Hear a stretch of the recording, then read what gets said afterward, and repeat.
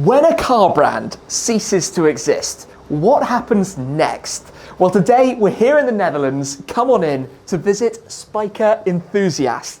Now, SpykerEnthusiast have single-handedly been responsible for the rebirth of Spyker. We are going to be uncovering a fascinating story.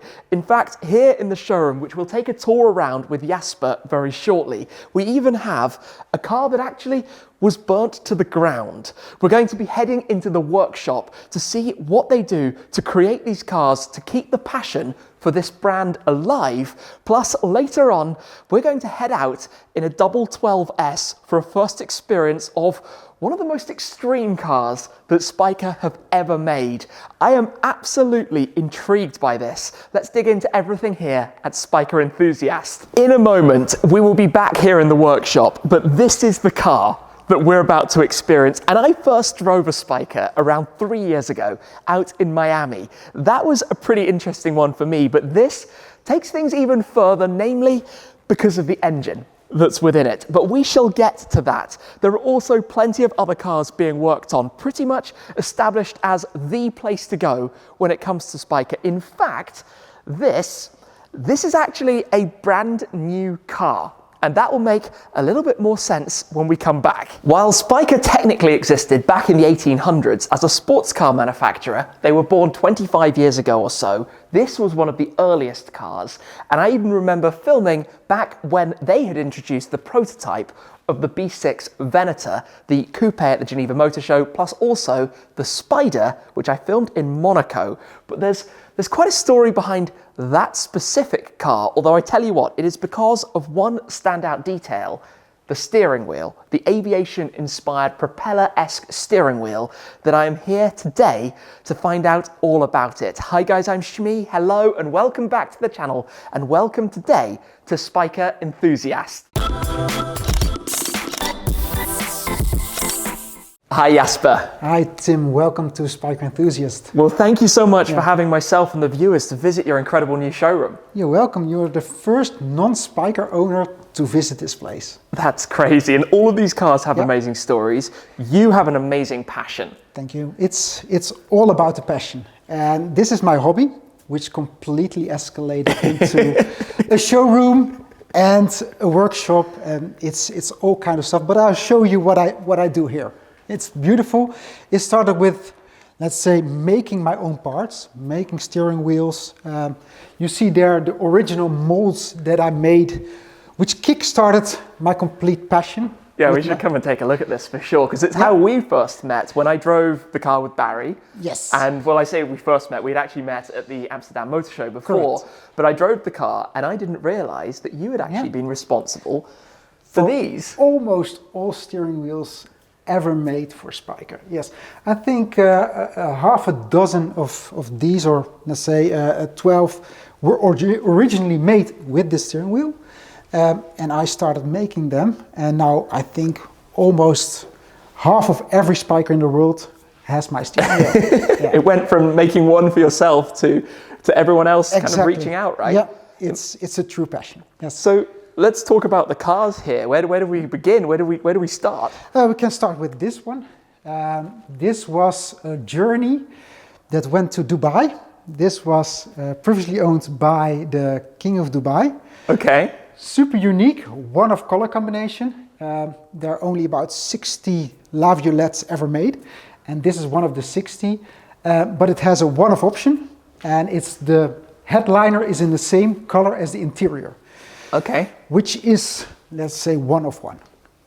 And I only want to have one-offs in my collection. So this had a previous life living out in the heat, humidity, sand of the desert. Exactly, and that's why it's a complete new interior. Even the paint wasn't up to my standards, so we painted it all. Also, technically, it wasn't the best maintained car, so also all the fuel pumps, everything was renewed. And now it's in pristine condition.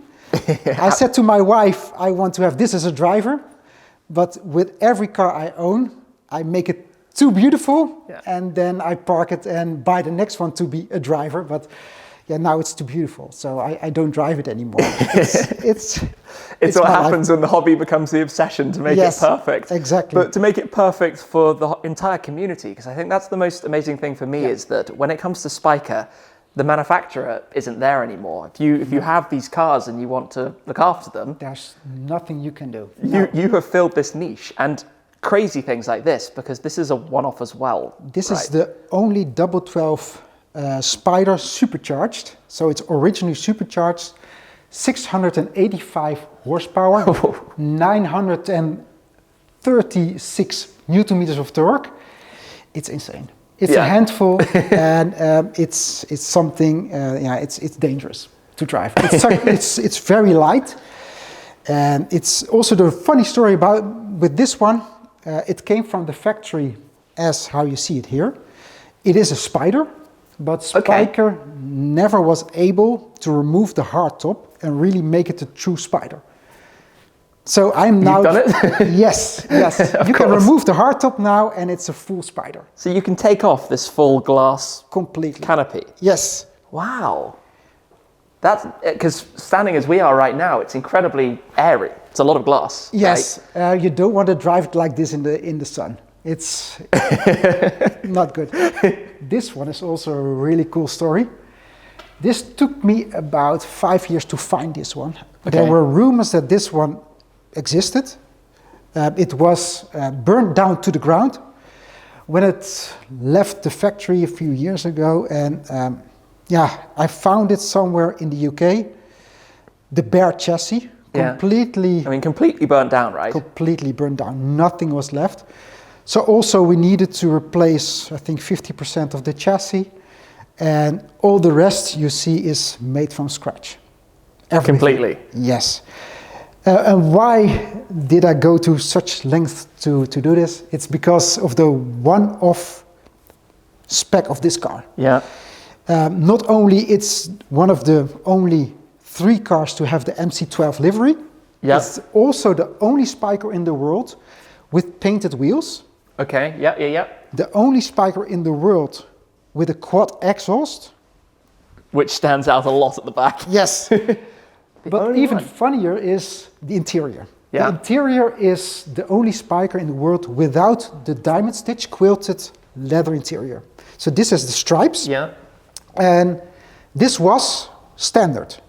So every single car had the upgrade? Yes. So every Spyker owner said, I want to have the quilted leather. How funny is that? Except this one. So this is how it was originally built before it burnt down? Yes. Almost completely original. The only thing I changed is the steering wheel. Yep. And the rear view mirror. Okay.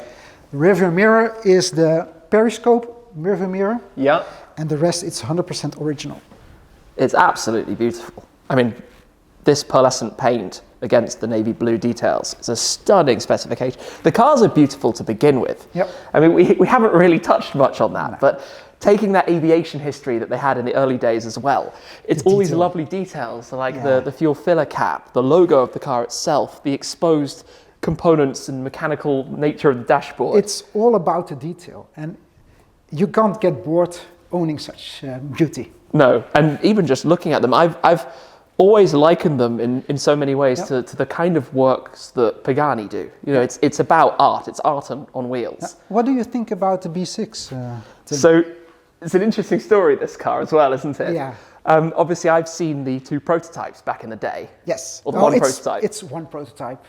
That became the first one, the coupe, was later they cut off the roof. Yep. And it went into a Spider. But they weren't true Spykers, were they? It was an Arteca GT. Okay. And Arteca, as you know, it's a V6 3.6 FSI engine, which is really slow. So it's at the end they had the idea to make a B6 Venator on the basis of a Lotus Evora S. Okay. With about 475 brake horsepower. And that's what you see here. It's completely built from scratch. I bought a chassis from Lotus and cut off the rest. And we made our own body. So you've kind of done what the original Spyker intention was to do.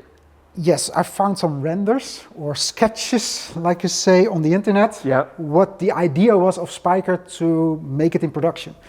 And that's what we made here. That's amazing. Yeah. So you've made your own, it's a full carbon body, right? 100% carbon fiber. Wow. And it's from production molds that we made. That's phenomenal. I mean, you have to have a real passion to go that far. Yeah, you see even the Spyker brakes to Yeah. the wheels, 100% as it should have been made. Everything. Yes. That's genuinely amazing to have built it, to make the product that they never actually made. Yeah, yeah. What else do we have here? The Double 12S, one of the only 13 in the world. So this is number 69. The only aubergine double 12 in the world. Half of them were made with the rivets, exposed rivets. Okay. And I did, as I do with all my Spykers, I upgraded. So I upgraded to audio, upgraded the LED tail lights. It's art on wheels, this one. This is stunning. This is a really, really pretty car. Yes. There's so many details about it that are just amazing. It's kind of, I think it's safe or fair to say that in many ways Spykers kind of, people don't appreciate them as much as the cars deserve. Yep. They have so many amazing details about them as you look around. And obviously you've taken that and you have just grabbed it and said, we're going to do Yep. this. And I mean, even looking here, this is a deep dark green paint. This one is 600 kilometers on the odometer. Also, this one should have been my daily driver. But also, again, too beautiful. And we'll go and see my other car that I do drive a lot. That's a Double 12S, a golden one. And I do drive that one a lot. Stunning. Should we head through towards the workshop and go let's take go. a look at Yeah. what we've got? So, Tim, this is the workshop where all the magic happens.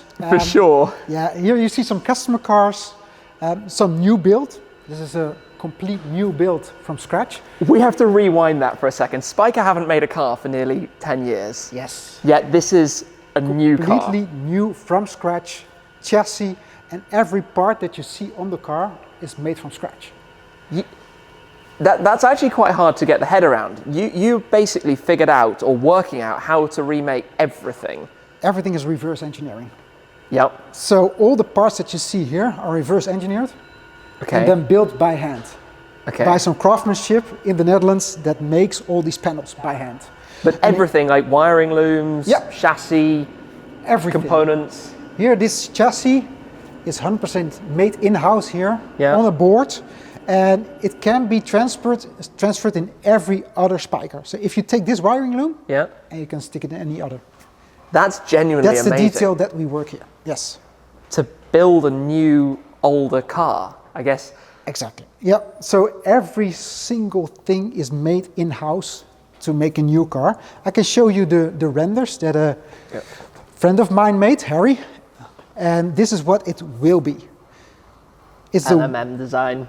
Yes, it's a gunmetal grayish color with one of one black tubes, blacked out everything. Ah, yeah, for the side intakes. Yes. They're normally obviously chromed. Completely murdered out, like they said.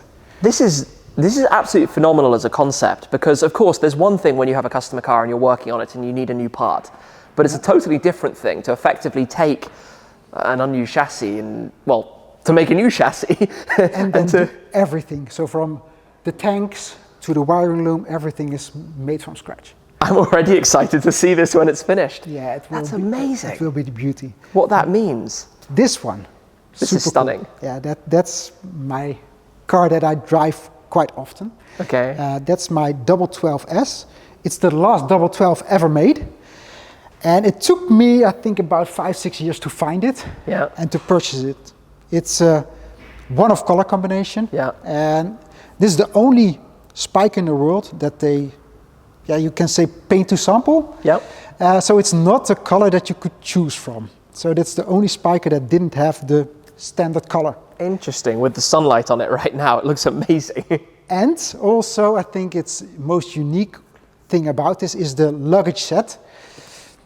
It's Louis Vuitton. And the cool story behind this is Louis Vuitton and Spyker went way back. So when Spyker raced in the 1900s, they had Louis Vuitton luggage sets. Really? Yes, and that's why Louis Vuitton said, okay, if we want to do it, we'll do it with Spyker. So it's a one-off. They made this set for this car. That, I mean, fitted luggage in a car is, let's say, almost the normal thing. You can expect that. Yeah. Louis Vuitton fitted luggage, no. Not so normal. No. And also, this one has a super unique option. About 12 cars ever made with this. Yeah. And that's a watchmaker made the gauges and the buttons. So, really? Yeah, Chrono Swiss made this interior. Wow. I mean, first time really today coming in and looking at one closely. The interior is magnificent, isn't it? It's out of this world. There's one downside to this one, and that's 2 pedals. Okay. So there were only 3 Spykers ever made with an automatic gearbox. Okay. So this is an automatic gearbox one. This is super rare. Yeah. And it also features the periscope mirror. Yeah. Which on this car is of course totally useless because it's used to look behind your convertible top. Okay. So if you are in the car and you want to look behind your convertible top, I'll show you in a bit, you can move this mechanism. So what Spyker did is they made, in the early days, a few of these periscope mirrors. You could choose it as an option, but they made a few, and then right away after they got a lot of warranty claims. Yeah. And why is because there was a quite big spring in the mirror, which if you would release it, it would spring back. And it would crack the window. Yeah. So they ceased to give this option. Okay. I just removed the spring. Yeah. So I do sell these options, but I removed the spring, and you need to do it by hand. So you can now reinstall effectively the correct part they intended. Exactly. So it's also again it's a work of art. Yeah, for sure. Those you look details. at this. You look at just the engineering behind the way that opens up. It's stunning. It's a beauty. But this is one of the few. This is a customer car. Probably you have seen this one at the Amsterdam Motor Show. You were there. Yeah. This was in the line of 11 Spykers. Yeah, I remember it. This one is going to Switzerland. It's very unusual. Hardtop. Wearing the hardtop, yeah. Yes, there were a handful of hardtops. So you could option either for hardtop or softtop. Okay. This is a very early one. This is chassis number 26, very early. And at that time you could option and choose between either hardtop or softtop. And I think about half of them were delivered with a hardtop. Okay. And the other half were with a softtop. Okay. This one is one of the other. I was going to say 2 of the 3, right? Exactly. This is the other the MC12 livery one. What was the story behind that livery? How come they had that MC12? I certainly don't know. No? I don't know. But here you see the difference. What this one has, the quilted leather, and you see that it is a bit more, let's say, present. So it's the other one tones it a bit down, and this is quite present. This one is here for some maintenance. We just did an oil service and some brake work. Now it's getting some polishing. Yes, that car is also from a customer. We're going to install audio. Okay. This car didn't have audio from the factory, and now we're installing audio. Yeah. And some other upgrades. This one, it had the factory hardtop, but the owner wants a softtop. Okay. So we're going to changing it from a hardtop to a softtop? We're making a softtop from scratch. Wow. Yes. Okay. Yeah. So that's the plan for this one. You have no fear. No, totally not. And speaking of no fear, this one is a totally different story. Yeah. This is a full Le Mans spec car. This is a homologation car for Le Mans. So it has a Le Mans engine, Le Mans gearbox. It's everything Le Mans. So this does not have the normal 4.2 Audi V8. This has a BMW engine. Mater, it's said to have 700 horsepower. Okay. And it's mental. It's totally mental. Yeah. It has a full programmable ECU. and even here is the fuel cap. This Yep. is how a Le Mans car was, 100%. So Spyker did Le Mans, how many times did they go there? A couple of times. A couple of times, but they started with the Double 12, Yep. and after that they went to the Spider, but with the Audi engine. Yep. So only a few times they went with the BMW engine. Can we pop it open? Have Of course, yeah. a little look inside. And because it is a Le Mans engine, it didn't have air conditioning. It had an alternator behind the gearbox, so it wouldn't charge in traffic. Yeah. And because we want to have this one full road legal and full usable in London traffic, we changed a lot. So how do you do that? You have to... Yeah. It's a lot of work. So we 3D scanned the complete engine bay. We scanned the engine and we changed everything to make this happen. So you've got to kind of move it all around and fit everything in. Change the fuel tank. The fuel tank was changed. The firewall was placed into a different position to have a pulley on the engine to drive the alternator and the air conditioning. So this is effectively a Le Mans car, but with a beautiful leather interior. Exactly. 100% that. Yes. And I tried to hide everything. So it does have air conditioning, but you can't see it. Let me see if I can. So it has air conditioning, but not obviously. No, so it's hidden underneath. Here there are slots. Yeah? And You've engineered all of that? Yes. That's amazing. And we completely restored it. So every rivet you see here, we drilled out and put a new one in. Whoa. So this is, again, 100% restored to this. You couldn't have a project that required more passion to undertake and pull together this is than this. Huge, huge. So from also emission-wise, this is registered in Germany. Okay. With TÜV. So having a race engine on German plates. That's a big deal. Yes. To anybody who doesn't know, TÜV is the hardest in the world, pretty much. Exactly. This is German plates, and you can drive it anywhere you want. I'm kind of a little bit lost for words about it. I didn't realize how extra special this particular example is of all of the cars. And I guess shortly we're going to get it out and start it. And quite stressful for me also, because the clutch is really on-off. Okay. That means I'll probably stall it 30 times. We shall excuse you, do not worry. You're driving a race car on the road. I'm not a race driver, so it's for me, it's already stressful to do this. Yeah, for sure. Do you want to see a really cool thing that the early Spykers had? Go for it, for sure. The windscreen wiper. Yeah. Do you recognize it? Where's that from? It's from a Renault Twingo. Really? Exactly. Yeah. But this is the thing people don't realize. So many amazing cars from small manufacturers borrowed parts from such regular cars. The McLaren F1 did, the Diablo did. Exactly. Like, it's just the way things go and like they this. started with the Renault Twingo and they right away went to Mercedes later. Okay. So this is a cool detail about this one. Yeah, for sure. So this is a really early car? This is the first Double 12 ever made. Okay. The very first. So we have the first and the last one next to each other. Oh, wow. That's mega. And again, because of the first one, I also needed to do my signature upgrade. Yeah. The LED tail lights. Yeah.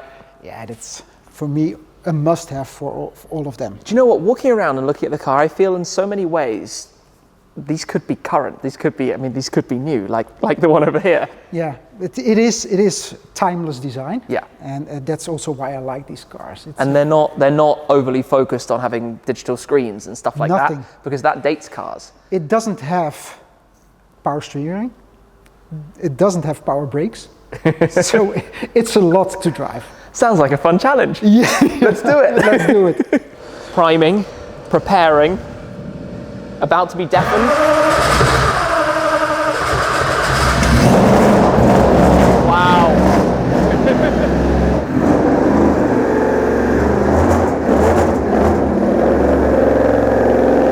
Right, this is definitely race car. Welcome, Tim. There's not a lot of space in the passenger side. Race cars don't need passenger seats, do they? This is hardcore, and we'll see what she does today. So, close this down. I'm not strong enough. Here. Oh, it's underneath. And Yeah. Thank you. That's the easy way. Get some help with it. Okay, so. Gosh, you forget things like the park brake is on the passenger side.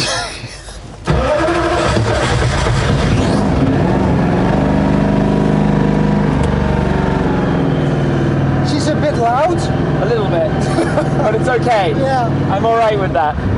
This will be your best interview, I think, or not? I don't think we're going to be hearing very much of each other. So it really is. Even at idle in the stall. Yeah. Come on. Yeah. Wow. This is insanely raw. This rev limiter, because she's still cold. Yeah. When she's warm, the rev limiter is gone. Yeah. It's funny because a lot of people talk about how cool it is to convert a race car to the road, but you forget a car like this is not built to sit in a traffic jam. This is a nightmare. And now she's starting to warm up, so we can go above 3,000 RPM, which is a bit warm up. Absolutely ridiculous.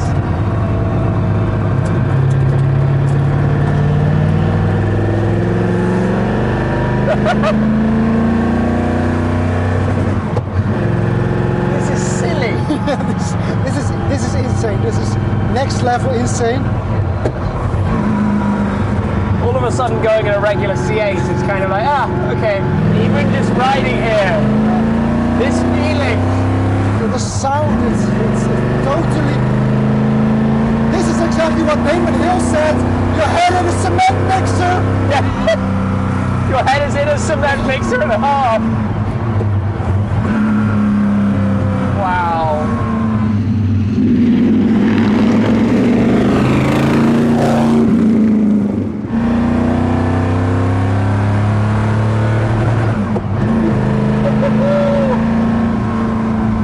My jaw is starting to ache from smiling.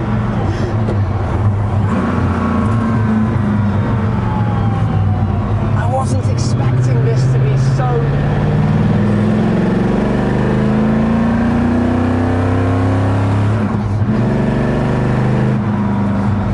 so extreme, and I don't know how to describe it. Do you know what this reminds me of? The CLK GTR. Yeah. Like Le Mans car with nice fancy leather seats. You know, you feel all of the vibration, all of the rawness. Like every sense in your body is absolutely. It's totally bonkers. Yeah.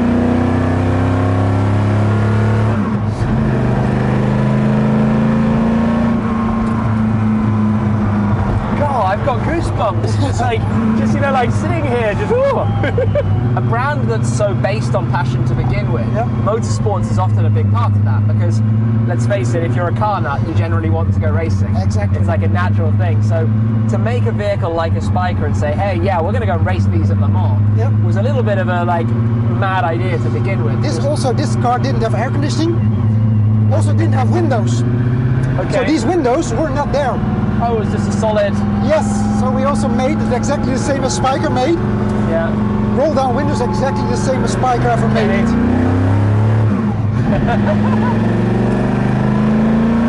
And the radio's in the back. Yeah.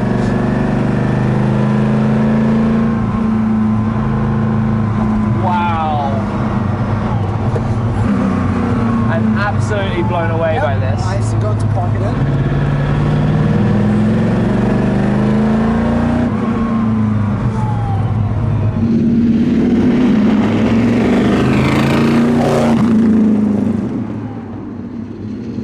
Wow, that was absolutely amazing. This was, I didn't really have any preconception, I didn't know what to expect. Quietness. The quietness is now overwhelming, right? That was mega. When I send you the video of Damon Hill saying, the reporter, my head is in a cement mixer. Yeah, that's it. Yeah, exactly. That's it. This is insane. My head's now it's out, but it was in a cement mixer. Thank you for that. No, that was so cool. I truly have to say, that was a cool experience. But it's a completely different experience, right? That's like two different worlds. That's total luxury, and this is total bonkers. Total different. That's why I dare to drive that long distances, and this one now, it's totally insane.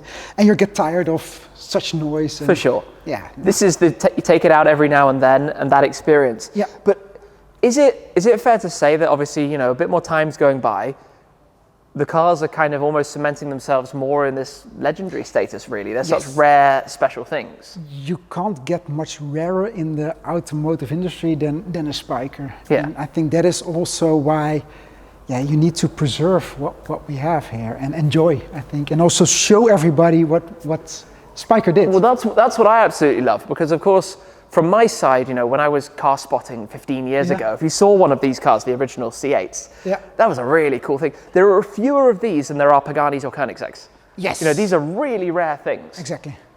Really special things, really cool story behind them. Presumably values are significantly growing.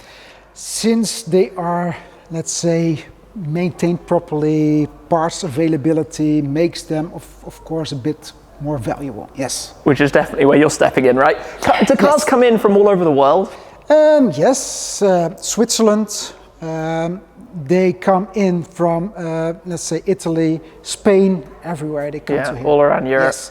We have a German one, so everywhere. Yeah, which makes sense, because when it comes to servicing, it's not like there's a dealer network established all around the place. No, but luckily the engine is common Audi. So that makes it a bit more easy to service. But the rest, some Spyker specific parts, that's a bit harder. That's where you guys step in. Whether it's a whole new car, whether it's preserving, whether it's servicing, repairing, sharing the passion. Exactly, that's also the slogan, where passion meets profession. For me, it's all about the passion. Absolutely. Well, I have definitely felt this today. Thank you so much for sharing this experience with me, with the viewers, understanding what it's about. I just appreciate this so much. Thank you. Thank you. It's been absolutely epic. Back over to the showroom, and as Jasper said earlier, the first time a camera has been brought inside to see this setup, and today to learn a bit about Spyker, but very much about SpykerEnthusiast, what they're doing to preserve these cars, to give these cars a future, not only servicing and maintenance, but both completely rebuilding cars, case in example right here, and building brand new cars. That is the amazing thing, to brainstorm and figure out every solution that was all born from a hobby and a passion, basically to add the steering wheel in keeping with the design of the rest of the car. A lovely detail, a lovely touch, but really kick-starting what's become something so much more than that. And to learn today as well about the double 12s, admittedly I didn't know too much about them before. The C8s, you do occasionally see the regular cars, and even the Labiolettes and the LM85s, but this is about 90 centimeters longer than the standard car. It's also very much a wedge. It is significantly wider at the back than it is at the front. In some ways, these are constantly reminding me of Zondas. The shape, the style, the intricacy to the design. I mean, just look at this glass house. Obviously, the snorkel bringing airflow in towards the engine bay, the detail inside it. They are works of art.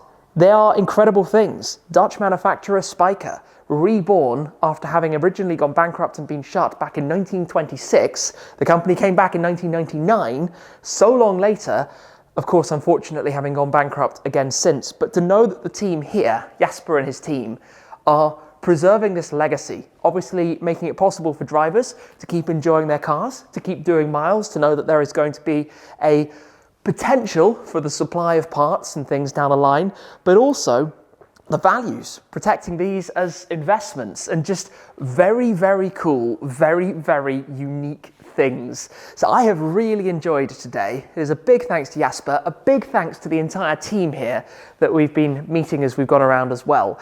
And what they're doing with Spykers, very much an enthusiast-based passion. Said that word quite a lot, but I think it really sums up today's visit.